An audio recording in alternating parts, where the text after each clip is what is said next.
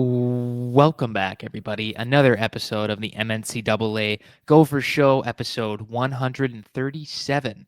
Coming to you here, Nate Wells, alongside me, Drew Cove here, to chat Gopher Hockey with you. That Gopher Hockey Puckcast. We have a lot of different titles for this podcast, but we're sure to remind you of them every single week. So, Nate, another weekend of Big Ten play, and certainly a different result for the Gophers this past weekend. It turned out to be Gophers getting the clean sweep on the Wisconsin Badgers, the border battle over the season sweep as well, and not just the weekend. So two victories on the weekend for the Gophers, 5-2 Friday. That was after they were trailing 2-0, 5 straight goals after that, and a 4-1 win on Saturday with all the scoring coming in the third period, very notably. So, Nate, let's get your thoughts. What Gophers sort of back on track this past weekend? I know we teeter-tottered on what's going on with the team versus all right, they're still in a very good place, and kind of seeing how they'd react against a much more competitive Wisconsin team than they saw the first time around. It was the sweetest battle hymn of the season, to say the very least. And the Gophers, they took names, they took numbers, and then Friday night they took a little bit of Culvers. And they were able to sweep a Wisconsin team that we mentioned last week has been playing really good hockey the last few months. Only Minnesota and Michigan State are the only two teams to beat them. No one's been able to sweep them. And to do so after what is arguably the worst weekend for the Gophers so far this season, to rebound with their best. And in the way that they did it, pretty much just showed how Minnesota can win games against top teams and how they are successful, where they got good goaltending, they got good defense, they played their best hockey in the third period, and they used their forward depth where each night they got scoring from different lines to be able to come through, and just it was a team performance, and it resulted in 6 points that are very important in the Big Ten race. And just it's tough to sweep anyone. It's really tough to sweep somebody in the Big Ten. For Minnesota to do so against this Wisconsin team, against their rival, it's just that much sweeter. Definitely, Nate, and I think we'll talk about more of the team aspect as we go along in this podcast. But I know you mentioned it already: solid goaltending. I wanted to jump on that right away because that was one of the biggest things I was concerned about or intrigued by heading into this series.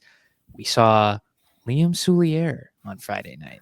How about that? We saw him Friday and Saturday, though. That's the first time in his Gophers career, obviously, albeit just one season, but first time all season that Bob's given both games to Liam Souliere. And I thought it looked pretty good. And obviously, giving up the first goal or giving up the goal so early is not what you really want on that on the first shot of the game for the Wisconsin Badgers. But he certainly rebounded from there. I mean, yeah, 3 goals on the weekend. That's a recipe for success, if you ask me. Yeah, and he was tested where Wisconsin outshot Minnesota on Friday and outchanced them, and if they might have done it on Saturday if it was very close between the two teams. So it wasn't that like he was be able to rest on his laurels. Yeah, that first the goal on the first shot, Wisconsin got to a really good start. I was just kind of shaking my head and be like, oh, we're finally getting Friday night Souliere. Let's see what's going on. And just, yeah, same thing. Doesn't matter what the goalie is. Just, Minnesota. So just giving up that first shot, first goal. We're going to have that Brad Radke performance and start slow and work their way back up. I think I've run back the Brad Radke reference like 4 times this year. Exactly. I think a second time in 2 weeks. We're on a streak. We got to make it an actual streak. Two games, 2 pods in a row isn't a streak just yet. We got to make it 3 next week. And for those too young to know about who Brad Radke was, he was a great Twins pitcher for like during the era where they really struggled. And his thing was a lot of the times was he would win these games where he get like 6 or 7 good innings, but like the first inning he would struggle and give up like 2 or 3 runs. Then he'd settle down and that would be it. He'd give up a home run on the first pitch a bunch. Yeah, so it was just one of those things where I always see this where Minnesota gets down 1-0 quickly. It's just like, okay, that's okay. We'll just brush it off our shoulders. We'll come back. And I mean, the Gophers did that. They did it on Friday night where they were down 2-0 pretty much 10 minutes into the game. And you never really felt that the Gophers were out of it. It's kind of something similar where we saw Minnesota do that in the series of Madison, where just so many times this year where they're able just to regroup and just kind of slowly dig themselves out of the hole that they had. And they did it here, and it was great to see because I mean I thought at a time there were 2 points this weekend. It was that 2-0, and kind of there's a couple penalties that they had to kill in the third period in a 0-0 game on Saturday. Where the past few weeks we've kind of seen Minnesota fall flat in their face, and when things go bad, it goes from bad to worse quickly. And in this case, Minnesota they were able to be resilient, and they took it in stride, and they're able to turn the game around in both nights. Yeah, and now it gets to the bigger, grandiose question. I know this is kind of type of philosophizing that needs to happen maybe in an off week or right at the end of the season. But do you think Soulier made a good claim to be the guy? Heavy quotes around that. I mean, because we've said time and time again that Bob picks the starters, but he's been waiting for someone to kind of take the reins. Do you think this performance was enough to see him both games or even start Friday 2 weeks from now against Michigan? Well, he didn't get the shot on Saturday. Yeah, exactly.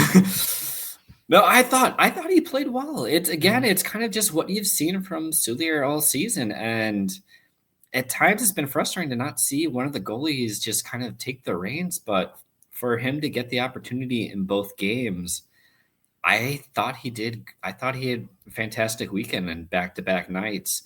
And I mean, this is the time of year where you're really hoping to have one of those guys kind of claim the number one role. And I think you can make a good effort where that Soulier certainly earned another Friday start or just that opportunity to continue to play. I wouldn't be hurt or anything if you put in Airy just to kind of still get some games or even give him more of an opportunity. But I mean, you really can't say that Soulier didn't make the most of this opportunity this weekend. Exactly. It seems like I mean, I'd love to see him like 4 games in a row, just because that's kind of that's the pathway to the national championship. To say, how can he put together 4 straight good games and get victories? I mean, get the team to play well in front of him, obviously too. But can we get 4 straight games of him looking solid and the team looking solid against good competition? And that's obviously the Big Ten. But I'd love to see two games against Michigan for him, and just to say, okay, you know what, we have a guy we can trust in this win or go home kind of scenario. It's like, I mean, just kind of they have to treat games like that nowadays to kind of get themselves ready to face that type of competition. I'd love to see Soulier, while he definitely moves around a bit more than Airy in terms of their playing style. They're definitely very different goaltenders, but I think right now it just seems like the momentum's in Soulier's corner, especially after kind of an up and down weekend for both guys against Michigan State. That's not to say that Soulier vastly outplayed Airy, but it's certainly didn't end well for either goaltender, at least when it comes to the win column for either of those guys that weekend. But Nate, moving back more towards the team, kind of what you were talking about early. It was good to see a lot of different guys, and I think we just talked about it. The check off your bingo cards, everybody, every week. The depth, the Gophers' depth, every single week, and we saw it from a few different guys this week. We saw it from guys winning faceoffs: Jimmy Clark, Oliver Moore, Eric Paulson, hitting a lot, getting a lot of points on the weekend. Just 4-point night on Friday, but having just an incredible resurgence, obviously, since he came back. And obviously sometimes I think one of the nights he wasn't too hot in the faceoff dot, but it was good to see more of those guys, especially when another weekend of Jimmy Snuggerud contributing, as we'll talk about later. It was good to see the other guys. There's your bingo card. Exactly, Snuggerud doing what he does. We'll certainly talk about that in length as the pod goes on. But I just really like to see. It was good to see Oliver Moore really get back on the score sheet and do it with a couple of really good shots. That's the thing. Like my thing on what the depth of this team needs to do is to not just the third, fourth line guys, the kind of the guys that keep the game going and are just better than the other third, fourth liners, but you need another guy to be able to break a game open, like Oliver Moore. I think has the potential to, and just kind of streak into the zone and rip a shot that'll beat any goaltender, whether it's Trey Augustine or anybody else. That's imperative to have some guy that's not Snuggerud, because Snuggerud's going to get all the attention if it's just him that's able to do it. Now you spread yourself a little bit more, where it's like, all right, Connor Kurth can do this, Brody Lamb can do this, Oliver Moore has had a history of doing it lately, and especially in second halves of the last 2 seasons. But I think it was so important to see Oliver Moore really take another step that we've kind of been wanting him to do for an entire season, but usually comes back refreshed after those World Juniors the last couple of years. So hopefully that bodes well for the Gophers that now have a very solid push in Jimmy Snuggerud as well. Yeah, Thomas Scarfone is no slouch. There's a reason he was the top transfer goalie available, and why Wisconsin felt really good bringing him into the fold after the success they had with Colin Clennon. I can't even talk right now. Last year, it's all good. But it felt like at times where Saturday Wisconsin's MO was, we're not going to let Jimmy Snuggerud beat us. We saw this happen. Somebody else has got to step up and do so, and that somebody was Oliver Moore. It was Matthew Wood who got the Gophers on the board after taking a penalty and Minnesota killing it, and just having that depth, being able to be like, hey, you want to try to stop Jimmy Snuggerud, go ahead. You're going to have to deal with Oliver Moore, Matthew Wood, Connor Kurth, Jimmy Clark. And you know what? If you want to spread it around there, yeah, Jimmy Snuggerud is going to score 2 goals because that's what he does. Eric Paulson is taking a step in the right direction. Brody Ziemer is going to do that. And I mean, Mason Nevers will probably show up at some point because we have to name him. There's the streak 3 weeks in a row of mentioning Mason Nevers. or you're dealing with, you're going to get goals from the blue line, where if it's a Sam Renzel, it's Ryan Chesley, people bring it on there. So Minnesota, and that's all not to mention Brody Ziemer too, fitting in really well, especially after that World Juniors appearance and kind of emulating. I think he looks like a lot of what Jimmy Snuggerud might have been back in the day. He looks like modern day Jimmy Snuggerud is what Brody Ziemer has kind of a potential to become, I think, at least with the Gophers after seeing kind of his surgence after the World Juniors too. He's certainly taken that step, and it's nice to see. And also, like, it's tough to be have that consistency week in and week out. I know we keep talking and harping on just Jimmy Snuggerud working on. It's like, yeah, he got 4 points in the Friday night. He had 2 goals, and he reached 20 goals before February. But like, his consistency this season has just been pretty much, I mean, I think maybe besides like Ryan Leonard, he's probably been the best in college hockey this season. And I ran across a note College Hockey sent out this week that Jimmy Snuggerud is the active league goal scoring leader. He's the only person who's hit 60 goals and who's still playing. And he's in his junior season. Everyone else around him besides Ryan Leonard is a senior or a grad student. That's how much he's been scoring. It's when you put it on those levels and in those terms, it just really goes to show just how easy it is to take for granted how much of a scoring prowess Jimmy Snuggerud has been in his 2.5 seasons with the Maroon and Gold. It is amazing to see just kind of the progression of his career for being just kind of, I mean, let's be honest, he was the third guy on that line his freshman year. And he definitely, it's a very good line. It's a good line to be a third guy on, but yes, you're 100% right. He was the third guy on a line with Logan Cooley and Matthew Nyes, 2 guys who are currently in the NHL. Exactly. And then he kind of takes a year to kind of figure out what his role is after being a few guys down the lineup, really, for being the guy. And all of a sudden last year, well, you're the guy now. And then it's like, okay, how do I do this? And now this year he's really said, okay, I know what I'm doing. This is what I do. And he's been just absolutely incredible. And let's just keep this conversation going, Nate, because obviously it's hard to not find a good thing to say about Jimmy Snuggerud every single weekend.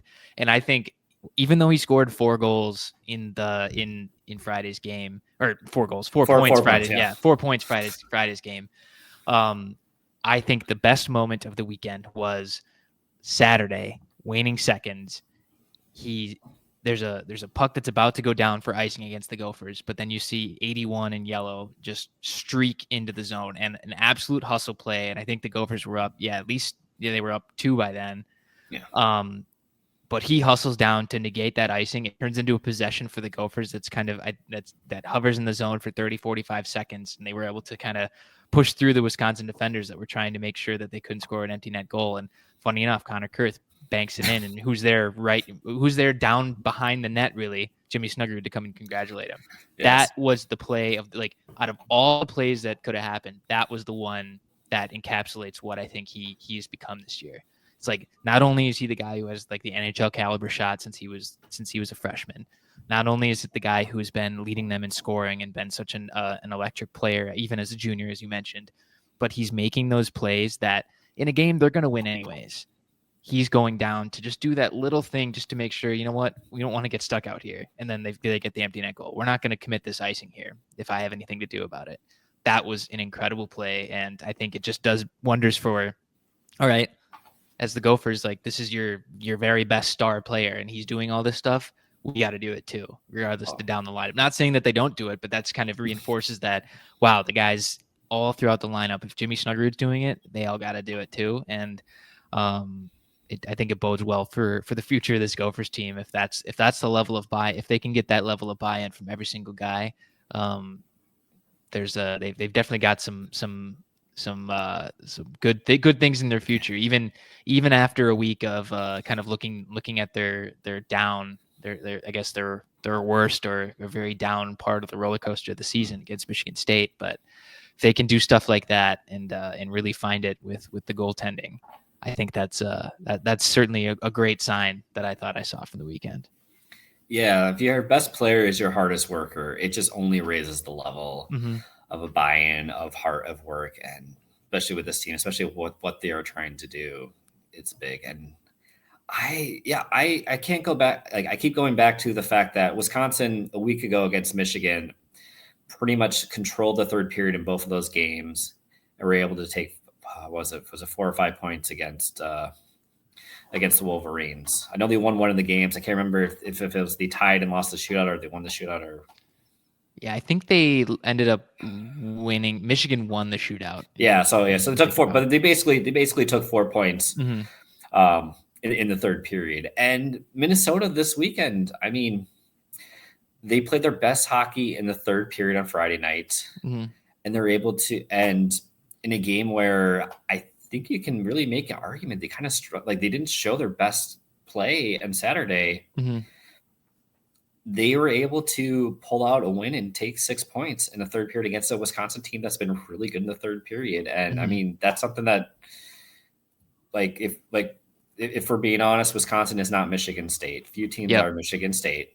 There were certainly times in that third period, especially after Matthew Wood took the penalty, I was like, oh man, if this happens against a Michigan State, against a Western Michigan, I think that team makes them pay for these. It's a different game.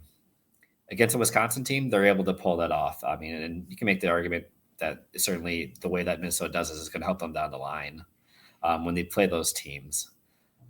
But just the way that the Gophers are winning games and the way that they're doing it against the teams like Wisconsin, just it really speaks well because they turned into good, not great performances, but they turned them into 6 points.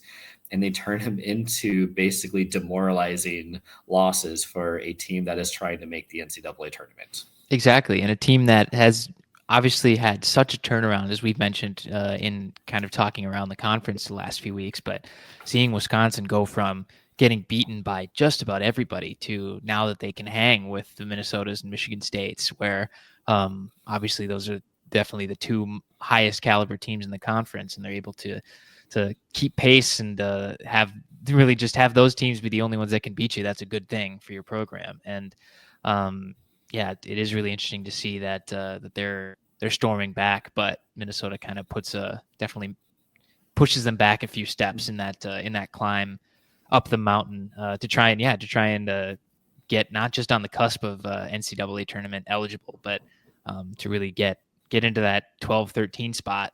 Because as we've talked about before, some of the weaker conferences out east that might be sending a representative that's not in the top 16 anyways. So it takes away some of those spots, and they just have to be even better as the season goes along. Yeah, I mean the Big Ten is a really strong conference this year. When you're looking at a team like Wisconsin who's sub 500 and still right in the mix of making an NCAA tournament. Penn State's last in Big Ten standings, I believe, still, but they're in the top 20 in the pairwise. There's 6 of 7 teams are in that area. There's a point in after Friday's games where 6 of the top 18 So like there are no easy games. There are no easy weekends. Mm-hmm. Even if you're playing at home, like Minnesota, they're still playing against their biggest rival in the conference, I would say. So no, Mm-hmm. I enjoy the Michigan series and everything, but come on, you can't say that Minnesota Wisconsin isn't the biggest one for them. Yeah, in exactly. conference. No, and to do that, like it's just. I almost feel like we're taking for granted the fact that the Gophers got 6 points against Wisconsin and took 11-12 and swept the season series. Like that is this is a matter of the year. That's a great accomplishment. Exactly, and this certainly isn't the bottoming out of some of the Tony Granato years. You know, it's not where the team was so devoid of talent and structure that there was almost no hope against the Gophers. But this was certain. And funny enough, even those teams had the Gophers number. They would win they would split the season series somehow every single for 2-3 years. There was the year they won 4 games. I think at least one of them was against Minnesota, or like the Gophers struggled against them for some reason. That was that was one of the worst teams I have seen covering college hockey in the decade. Yep. And it was like kind of all systems. Big failure for that when you kind of see in the grand scheme of things with that Wisconsin team. Just like at the start of last year, everyone was worried that like, oh wow, when Wisconsin came barnstorming in and beat the Gophers at Mariucci, everyone was like, oh no, this could be just a terrible loss. And then Wisconsin kept it up the rest of the year, but still a very interesting scenario as well. But Nate, one thing I wanted to get back to just on the series itself, one thing that you noted before we get to just more general things around the conference and looking next a couple weeks ahead, but no penalties in the border battle series. No penalties, no power play goals, no shorthanded goals. How about is that? I mean, I think it's a good thing for the Gophers, obviously, given that the power play struggled and the penalty kill has very, very much struggled. But it is good that the Gophers continue to be very disciplined in not putting themselves at shorthanded too often. But just what do you make of that, and kind of not seeing any extra man goals throughout the entire series? Yeah, it was a little crazy in the Friday game. There were no power plays in it. And I was just like, this is a rivalry. Like that. Mm-hmm. I remember watching. I don't remember who did it, but like something like I want to say it was like Vinny Lettieri getting a good like rear naked choke at like the end of like a game where people just were coming off the bench. And this isn't like Pat Micheletti's days or whatever. This is 2010s. Yep. And you just see like crazy hits. Who was the guy? So whoever like did whoever did like the really cheap shot to Tommy Novak during like the really bad years. I'm blanking on. I was like, it's one of the few times I've seen the Big Ten give a multiple game suspension. But it was like the cheapest. It was like one of the cheapest shots I've ever seen, and just like then the Colts Center just got really, really quiet. They were trying to get back for Kessel. They said, you know what, if you're the next kid from Wisconsin to play for the Gophers, we're gonna get him, and they tried to get him. Yeah, everyone forgot Sam Lofquick existed, including. But the Phil Cat, oh man, I remember today. I was just there was a game. One of my two favorite memories of covering the Gophers at Colts Center. It was one of those games where it was 4-0. It was like 4-0, like 10 minutes in, and just you knew it was like I think it was Eve's last season. Like everyone just knew, like, okay, this is how it's gonna end. Mm-hmm. And then the game ends where Minnesota keeps scoring goals, and Michael Brodzinski like ended up with like a hat trick that basically like both like Brian Deutsch, who was the SID at the time, and I caught it at the very end. We're like, oh yeah, he has a hat trick. All right, I guess we should talk about that. I guess that's who you might want to talk to after that game. Yeah, like it was that kind of game where like so many things happened. It was just such a big route, and we're like, okay, I guess there was a defensive hat trick. I think that might be the first one in the Big Ten.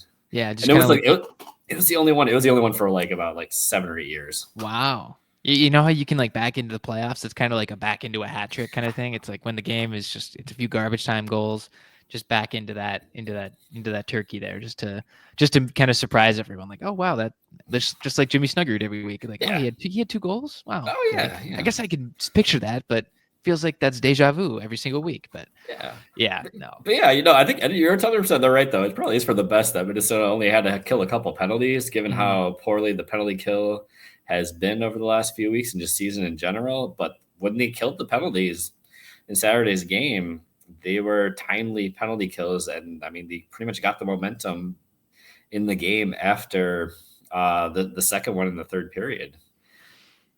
Yeah, it is interesting to see that hopefully that becomes a better trend for the Gophers and getting tested at least on the penalty kill a little bit and coming out successful, which is certainly they're going to need a few more of those to bring that percentage up so they don't appear near the very bottom of all of college hockey in that statistic going forward. But obviously, yeah, the best penalty kill is to not be shorthanded at all. So they're generally doing a very good job of not taking a lot of penalties. So that's always a good thing to see. But Nate, enough about this last series. Let's move around the conference and up next for the Gophers this coming week.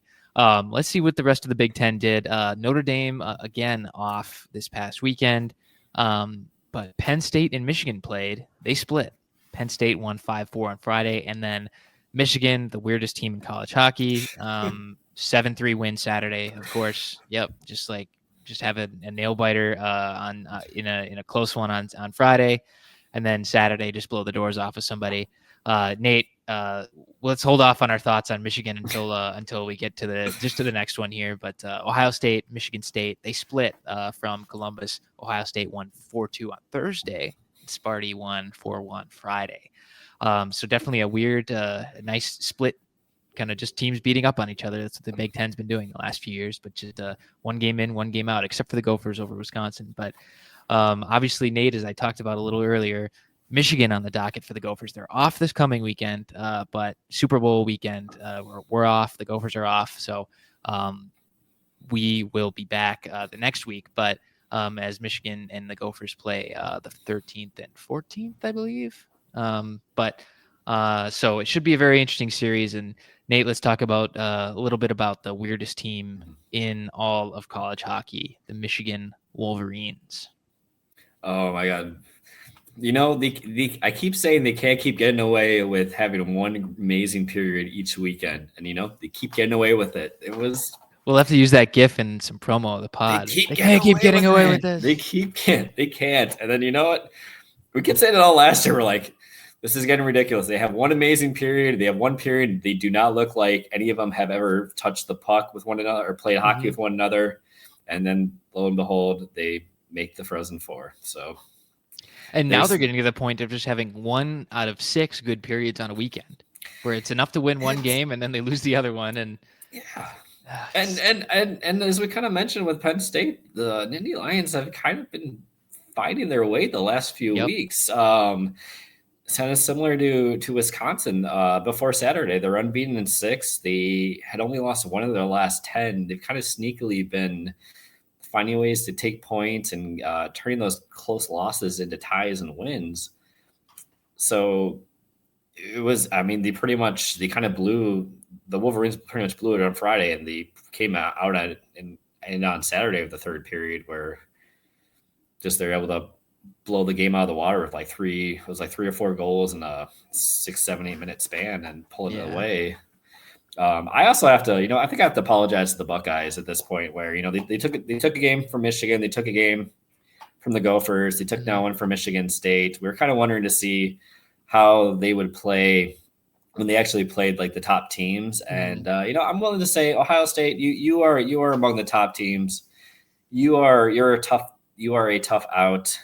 Anyone who's been able to do that against the top 3 teams in the Big Ten certainly deserves that respect. And they're around. They're certainly looking really comfortable as an NCAA tournament team right now. And it's kind of, for a bit, I was wondering if maybe Wisconsin would be able to top them or whatnot. But it kind of looks like maybe they're a little bit more comfortable than Michigan at the moment. So, I say all that after the Buckeyes, I think, only took 1 out of 6 as well against Penn State. But it's just, it's one of those things where the Big Ten is really, it is a tough out where, 1 weekend everyone looks great, 1 weekend people struggle. That's college hockey for you. But I am kind of more and more impressed with Ohio State as this goes on. And I'm still just really confused with Michigan, where I can see them doing the same thing they did last year and going on a really big run at the end of the season. And I can also just see them flaming out. And I really don't know what to make of Michigan still. And it's February. Yeah, it's February. Me neither. Yeah, it's tough, and that's what we say every time. Like when we don't really know what the Gophers are about. I mean, that's kind of what they're about. Then, if they don't really have that identity, then that is the identity. They can't find it. And Michigan's has an identity. It's the identity of being one of the most inconsistent teams that you can see in a given weekend, in a given month, in a given season. But it is going to be. Yeah, I don't particularly know. I have the gut feeling that Minnesota full strength this coming weekend is going to be a different animal for Michigan. And especially if Michigan hasn't really learned a lot of the lessons that they probably should have learned over the last few weeks since they last played the Gophers, I think the Gophers have enough discipline to once again blow them out of the water. I mean, you see it. I mean, they can beat Michigan State, which is, obviously the Gophers haven't been able to do that, but yeah. So that does makes them very dangerous. But I don't know. I feel like Michigan is a good matchup for Minnesota to exploit. I think just the way they play and the way the Gophers play, it's a good setup for Gophers to try and get 6 more points this coming weekend. And or next weekend. Yeah, next weekend. I see. I'm getting ahead. I'm getting into the routine of things. Just like I almost would have said Friday, Saturday for that Ohio State series that they played Thursday, Friday. But it should be interesting to see the next coming the weekend after this one, the first full weekend in February.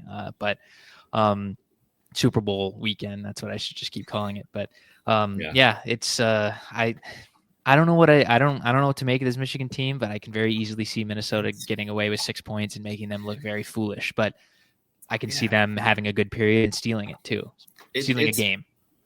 It's almost just really, it's frustrating in a way because I feel this Michigan team should be better. And in fairness, this is not the same high-powered Wolverines that we've seen in the past 3 seasons. That the 21-22 team that was probably one of the super teams of college hockey. It was pretty much probably like an overtime goal away from being a national champion. The one in 23 in Tampa was certainly a top team. They took the Big Ten conference title. They went to the Frozen Four, and last year where they never played their best until the last couple weekends of the season.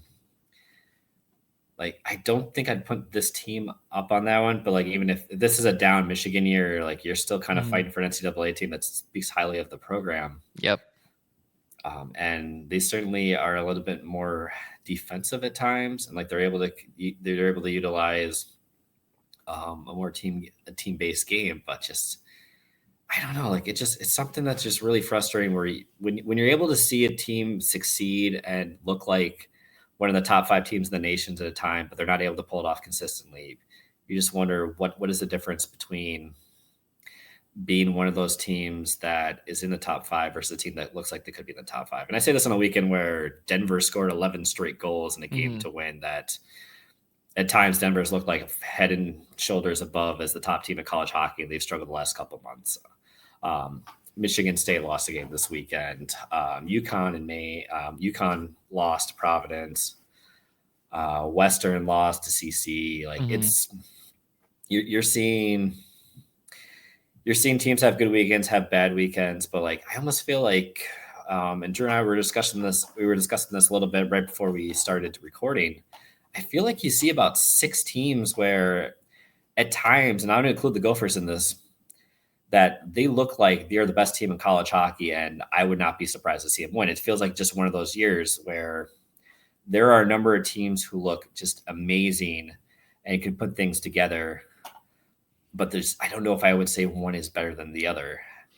Exactly. It's just a matter of, all of them are capable of doing it, but who's going to have the team that can do it for 4 straight games and do it better than the other. I mean, because there's odds are you're going to run into a team that can also do that. And is it going to be kind of a low scoring showdown with 2 elite goalies on a run of their life, like we see tournament in and tournament out, where we see a goalie just standing on his head, including last year in St. Paul. That was just an incredible weekend of hockey, and it'll be interesting to see what they can do down the line, and what team is gonna find that magic at the right time. Because it's, I mean, obviously you put yourselves in good positions now to have that opportunity to play, but you never know until you get there what team is going to be able to make that run.